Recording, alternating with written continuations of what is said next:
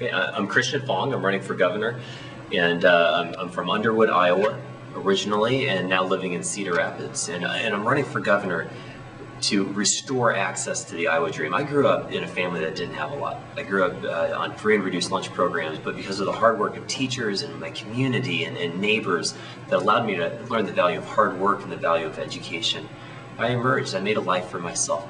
I see that access to the Iowa dream slipping away under the weight of out-of-control government growth, a government that doesn't reflect the values of Iowans any longer. And I want to see access to the Iowa dream restored for my own 3 kids, as well as my neighbors and the communities around me. Can you give us a little bit more on your background, what you currently do for a living?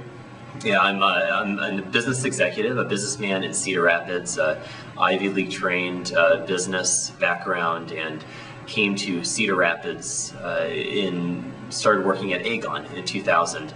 An executive there, Aegon, a large life insurance company, and as an executive in the business sector, I've just had to manage staff and make payroll and stay profitable, just making the sort of tough decisions business people do. I also am the CEO of Corridor Recovery, which is the grassroots relief agency that helped clean up Cedar Rapids after the devastating floods of 2008. After the second largest natural disaster in U.S. history, we had volunteers that were cleaning up homes and cleaning up businesses and getting the community back on its feet. Okay, Christian, can you tell us, what is it about your background that qualifies you to run for the office of governor? 13 years in the private sector as a business person, as a business executive, as a community leader that served as actively as I could on boards and commissions and in both local and state level politics.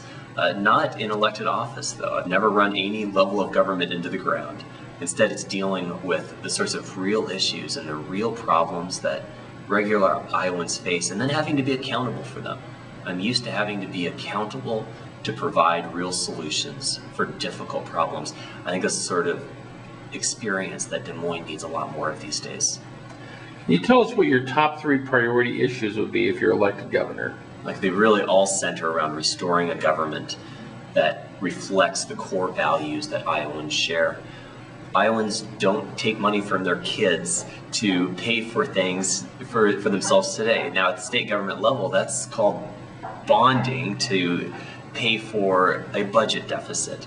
I would balance the budget. I would veto any budget that was not in strict adherence to the 99% spending limitation law. But it's more than just balancing the budget. We have to get job creation going again. That's my second priority there. It's about getting job growth going, economic growth going, not just for the big cities, but for communities all across Iowa, so our Iowa cities can start growing again. And finally, the issue of traditional marriage has to be addressed and has to be addressed immediately. Iowans deserve the opportunity to vote on a constitutional amendment defining marriages between one man and one woman. It's an amendment that I would personally support, use the office of governor to support, and it would be in my top 3 priorities.